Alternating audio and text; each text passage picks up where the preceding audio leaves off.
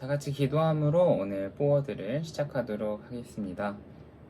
사랑과 은혜가 충만하신 하나님 아버지, 좋은 추석 명절을 보내고 하나님의 말씀으로 나오는 모든 친구들을 기억하여 주시고, 말씀 속에 있는 가르침들이 우리의 삶을 주관하게 하셔서 하나님의 길을 벗어나지 않을 수 있는 우리들 되게 하여 주시옵소서. 감사하며 예수 그리스도의 이름으로 기도합니다. 아멘.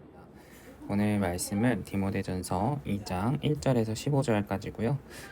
나눔의 제목은 내 기도의 범위는 이라는 제목이네요. 그럼 우리 함께 살펴보도록 할게요. 첫 번째 1절부터 7절까지는 모든 사람을 위한 기도에 대해서 이야기하고 있는데, 1절 그러므로 무엇보다 내가 권하는 것은 모든 사람을 위해 간구와 기도와 중보의 기도와 감사를 하라는 것이다 라고 말하고 있습니다. 여러분, 우리는 누구를 위해서 기도하나요? 그리고 기도 제목이 있는 사람,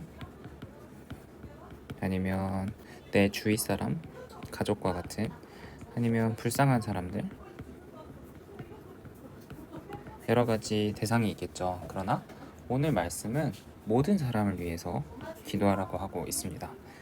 그리고 특별히 왕들과 높은 지위에 있는 모든 사람을 위해서도 그렇게 해라 라고 말하고 있고, 모든 경건과 거룩한 가운데 조용하고 평화로운 생활을 하려는 것이다 라고 말하고 있네요. 왜 왕들과 높은 지위에 있는 사람을 위해서도 기도해야 될까요? 그것은 높은 지위에 있는 권력자들이 세상을 제대로 만들어가지 못한다면 몇몇 사람들을 제외한 모든 사람이 힘들게 살아갈 수밖에 없기 때문입니다. 따라서 우리는 높은 지위에 있는 권력을 가진 사람들이 이 세상을 올바르게 만들어갈 수 있도록 기도해야 합니다. 그리고 여기에 보면은 경건함, 거룩함, 그리고 조용하고 평화로운 생활, 이런 단어들이 나오는데요. 경건함이라는 것은 하나님에 대한 경외심 뿐만이 아니라 인간에 대한 인간에 대한 존중 또한 포함됩니다. 그러니까 경건한 삶이라는 것은 하나님을 경외하고 인간을 존중하며 살아가는 것이죠. 그리고 조용하고 평화로운 생활은 우리 자체적으로 돈이 많아서 평안하고 안정된 삶이 아니라 구원에 대한 소식을 아무런 마찰 없이, 문제 없이 전할 수 있는 삶입니다. 그러니까 이렇게 왕들과 높은 지위에 있는 사람들, 그러니까 권력자들이 이 땅을 올바르고 평화롭게 만들어갈 때 우리는 하나님을 경외하고 인간에 대해서 존중한 삶을 살아갈 수 있고, 또 구원에 대한 하나님에 대한 소식을 문제없이 전할 수 있게 된다는 이야기겠죠. 그리고 이러한 삶을 위해서 기도하는 것이 하나님께서 보시기에 선하고 받으실 만한 것이다 라고 오늘 본문은 이야기하고 있습니다. 또 밑에 말씀 4, 5, 6절 모든 사람이 구원을 받으며 진리를 깨닫게 되기를 원한다. 하나님 한 분, 하나님과 사람 사이의 중보자도 한 분, 그리스도 예수시라. 예수 그리스도는 모든 사람을 위해서 자신을 대속물로 십자가에 달려서 대속물로 내어주셨는데, 이것은 적절할 때 주어진 증거다 라고 이야기하고 있는데요. 여기에서 진리를 깨닫는 것이라는 것은 십자가의 사건이죠. 5절과 6절에서 말하고 있는 것이 십자가 사건이에요.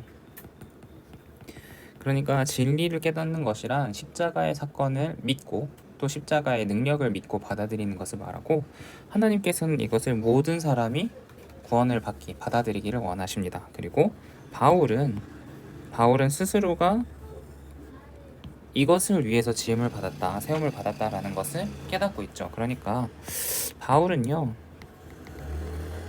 자신의 사명에 대해서 알고 있었어요. 과연 우리는 어떤 삶 속에서 구원의 복된 소식을 전하게 될까요? 바울은 그의 사도의 삶 가운데 하나님을 전했는데, 과연 우리는 어떤 삶 가운데 하나님을 전하게 될까요? 기대되지 않습니까? 자, 그 다음 말씀을 한번 보도록 하겠습니다. 쭉 한번 읽어볼게요. 교회 안에서 남자와 여자를 위한 조언이라고 되어 있는데, 그러므로 나는 남자들이 분노와 다툼 없이 기도하기를 바란다. 그리고 여자들도 단정한 옷을 입고 겸손과 정절로 자기를 치장하고 뭐 따은 머리 금 진주 값비싼 옷으로 치장하지 말고 착한 행실로 치장하길 바란다. 이는 하나님을 공경한다 고백한 여자들에게 마땅한 것이다. 또 여자는 온전히 순종하며 조용히 배워라. 나는 여자가 가르친다고 남자를 지배하는 걸 허락하지 않는다. 여자는 조용히 있어야 한다. 아담이 먼저 창조됐고 하와는 그 다음에 창조됐기 때문이며 아담이 속은 것이 아니라 여자가 속임을 당하고 죄에 빠졌기 때문이다. 그러나 여자가 정숙해져 믿음과 사랑과 거룩함에 거하면 자녀를 낳음으로 구원을 받을 것이다 라고 되어 있는데, 말씀을 보면 굉장히 이제 여성 차별적인 말씀들이 보이죠. 예를 들어 여자는 온전히 순종하며 조용해라. 여자는 가르치거나 남자를 지배하지 말라. 조용히 있어라. 뭐 아담은 먼저 하와는 다음이고 아담이 속은 것이 아니라 여자가 속임을 당했다. 뭐 이런 것들. 또 여자는 자녀를 낳음으로써 구원을 받는다. 이런 것들이 이제 성경을 읽는 우리 여성 자매들, 또 일부의 남성 지체들, 남자 지체들 중에서는 마음에 좀 걸릴 수도 있을 것 같아요. 이 말씀을 보면 여성 차별적인 발언이 있죠. 분명히 있어요. 이거를 보면서 우리는 바울이 여성 차별주의자가 아니다 라고 해서는 안 돼요. 이 말씀 가운데 여성 차별적인 메시지가 없다라고 해서는 안 돼요. 분명히 있습니다.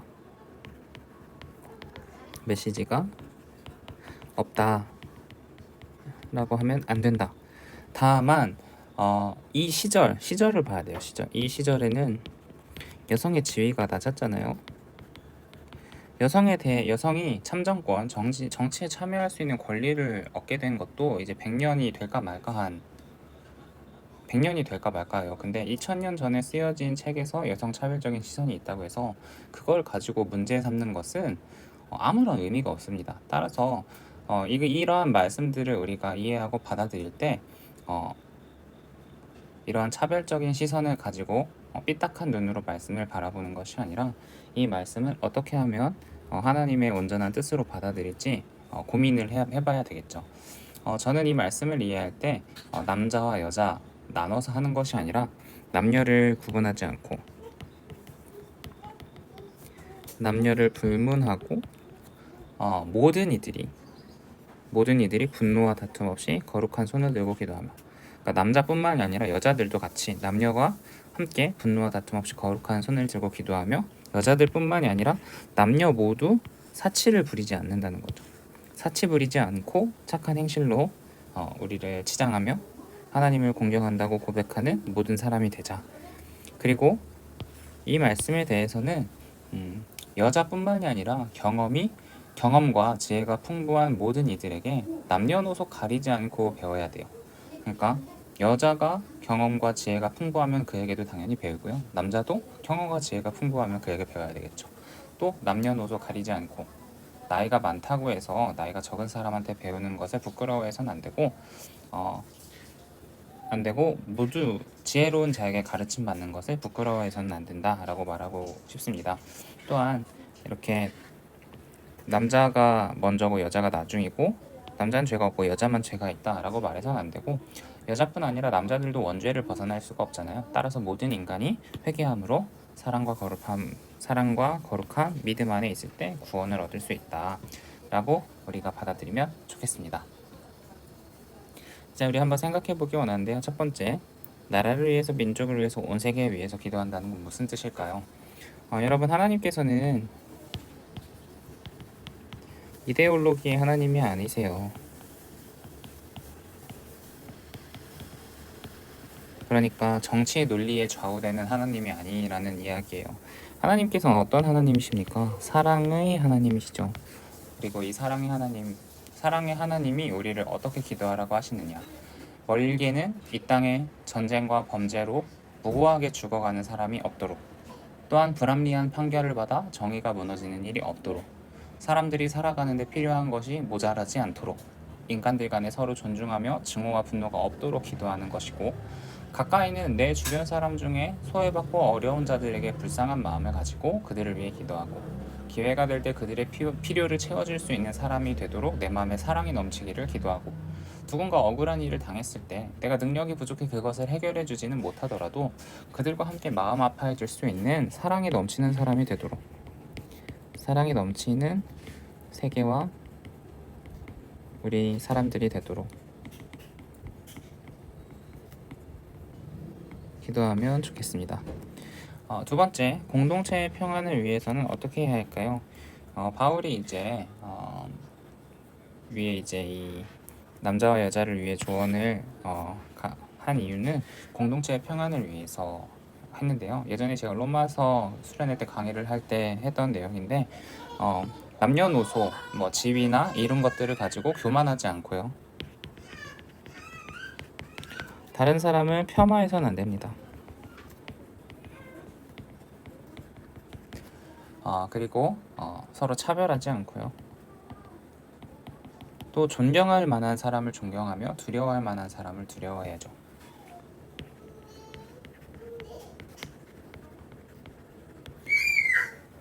그리고 부족한 사람이 도움을 요청할 때 들어줄 수 있는 넓은 마음과 시선을 가져야 합니다. 그리고 이 가운데 사랑이 있어야겠죠. 사랑이 없으면 아무것도 아닙니다. 마지막으로 성경 속에서 여성 차별적인 텍스트가 많이 발견되는데 오늘날 어떻게 받아들여야 할까요? 첫 번째로는 항상 성경은 그 시대의 문화를 바탕으로 기록됐어요. 이거를 잊으면 안 되고요. 또 두 번째는 오늘날의 시선으로 잘못되었다고 낙인 찍어서는 안 됩니다. 그리고 좋은 선생님이나 목회자와 함께 목회자 함께 오늘날의 시선으로 재해석하면서 우리에게 적용할 수 있는 하나님의 말씀으로 받아들여야 되겠죠. 우리가 성경의 텍스트를 진짜 문자 그대로 고지고대로 받아들이면 율법주의에 빠지거나 아예 성경으로 멀어져 버릴 수 있는 한쪽으로 치우친 사람이 될 수 있다는 걸 기억하고요. 항상 성경을 건강하게 건전하게 읽을 수 있는 우리 모든 친구들 되면 좋겠습니다. 기도함으로 오늘 말씀 포워드를 마치도록 하겠습니다. 사랑해 주님, 오늘도 하나님의 말씀을 함께 나누게 하시니 감사합니다. 말씀 안에 있는 하나님의 사랑, 이 땅의 모든 사람들을 위한 하나님의 사랑을 기억하고 모든 이들을 위해서 기도하는 우리들 되게 하여 주시옵시고 말씀을 지혜롭게 분별하여 읽어서 이 땅의 모든 공동체들 가운데 평화를 전할 수 있는 평화의 사도가 되는 우리 모든 친구들 되게 하여 주시옵소서. 오늘도 주님 앞에 온전히 나아가며 예수 그리스도의 이름으로 기도합니다. 아멘.